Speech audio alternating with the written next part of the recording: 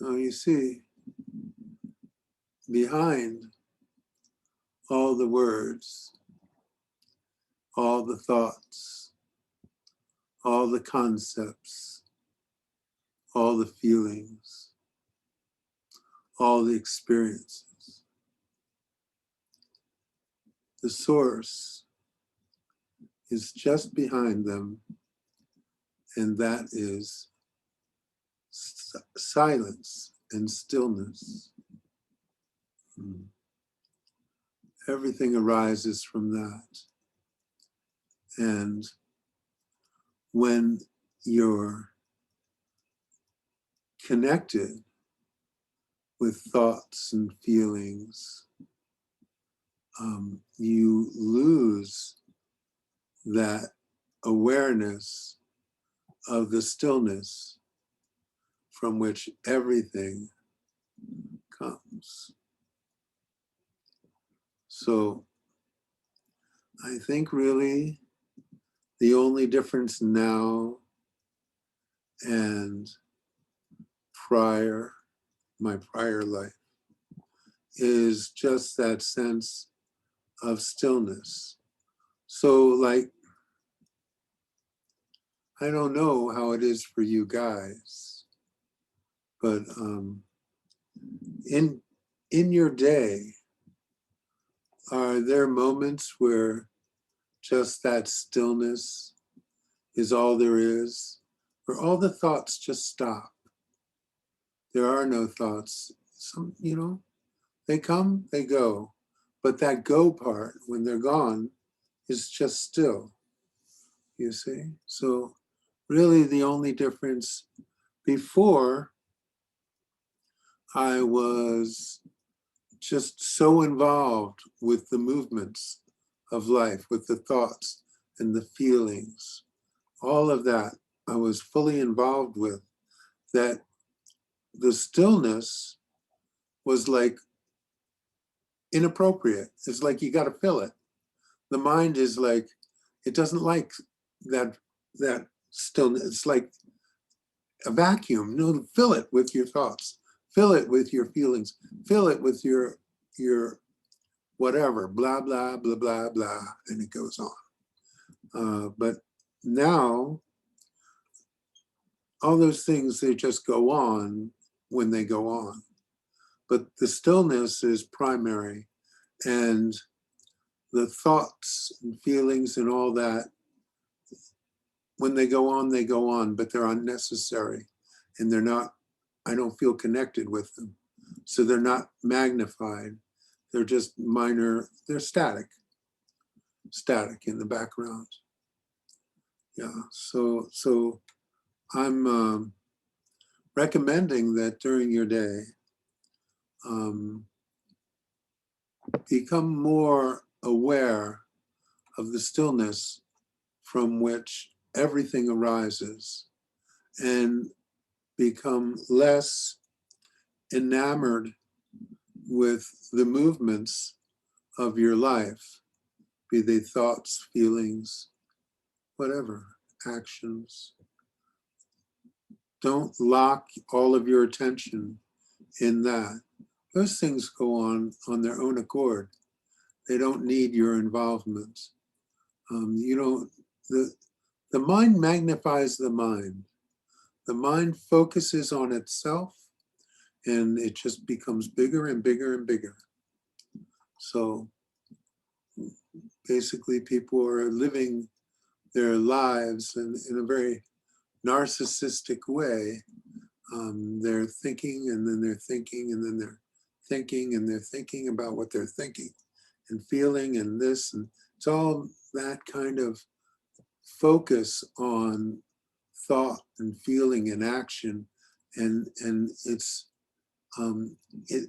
just, like really enamored with itself. So it's the mind enamored with the mind. And it's so involved with itself that there's a forgetfulness of what it is that is actually here and now, always. And so these satsangs are just a reminder of the stillness from which all of us, all of this arose, you see. So you have this infinite universe, and by and large, in that infinity, it's like this big, giant nothingness. But we see it as nothingness because we're looking at it through our minds. But that nothingness is actually everything. And our minds are focused upon movement. Now, most of the universe isn't moving, it's just still. But because it's an infinite universe, it has to include all the aspects that can exist. So it includes movement. But movement's a very, very small part of what is. But when you are connected with your thoughts, and when your thoughts are your primary focus, and when the mind is focusing on the mind, and it all magnifies, it seems like that movement is everything. But what I'm telling you is that that movement is very, very, very, very small within the universe of what is, because that what is infinite, you see, and that what is includes the movement, but is much, much, much more than just the movement. So if you can lose that sense of connection, personal connection with thought and feeling, and just let that go on like a television is going on in the living room when you're in the kitchen. You may be aware of it.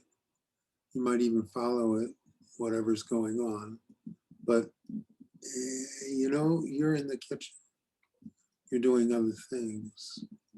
Now that's not a perfect analogy because I'm not talking about doing other things. I'm talking about just being.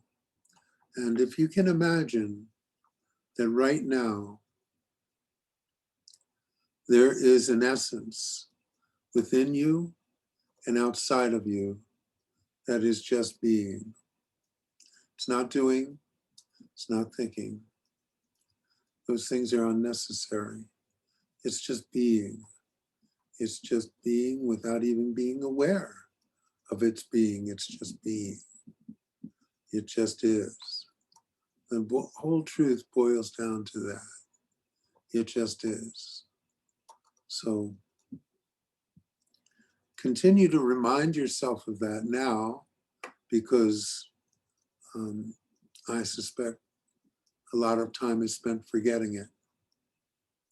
So just be in the space to remind yourself that there is this just pure sense of being going on all of the time.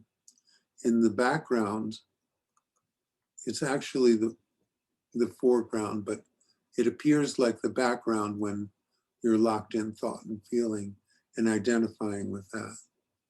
But in fact, it's all going on in the background. You are not what you think you are. Thank God. You see,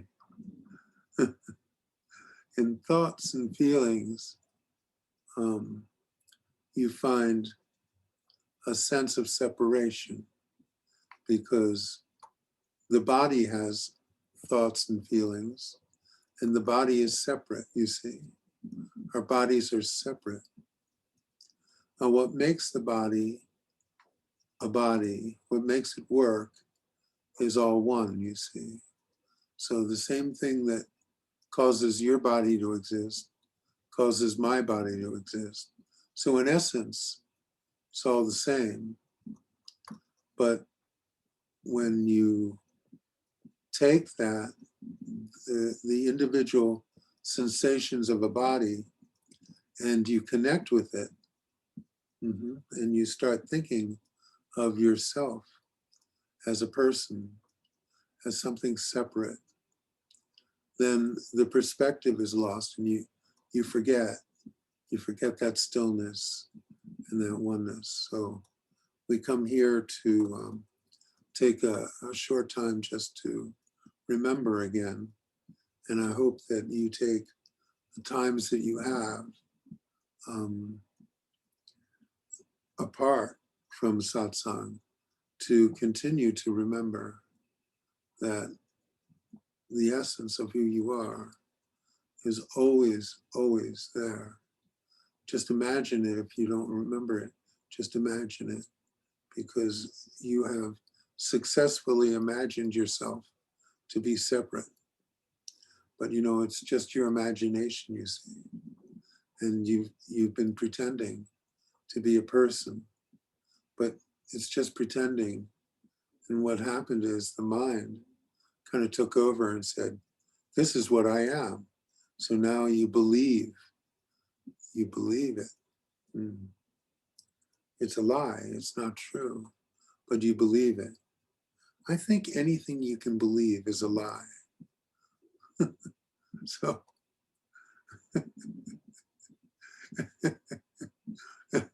there was a time in my sadhana that I believed what my gurus told me, and that was a lie too.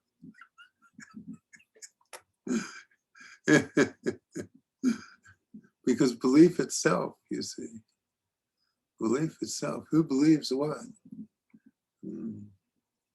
Only belief gives imagination power, and it's just a structural part of the illusion of the dream, you see. So when you go to sleep, there can be all kinds of outrageous shit going on in your sleep, but while you're dreaming it, you believe it. Because it wouldn't be much of a dream if you went, it's just a dream.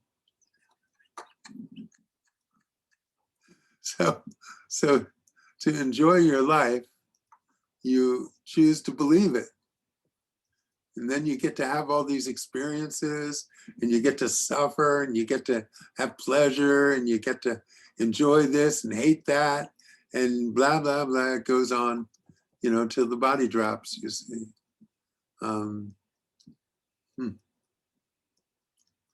But you see, it's just a pretend drama. It's a pretend show. You know, you watch TV, you can watch all this stuff going on. You can watch a movie, it makes you laugh, it makes you cry, it gets you excited. You watch all this stuff, you know, and you just pretend to believe this is really happening. You know it's not happening, but you pretend because then you can enjoy it. You enjoy the show. And then this is your life, you see. Your life is the same. You get to enjoy the show. You think enjoy means pleasure, but enjoy just means experiencing it fully, you see.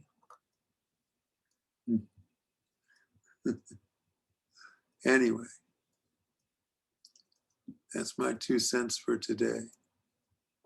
And I'm sure it's worth about that.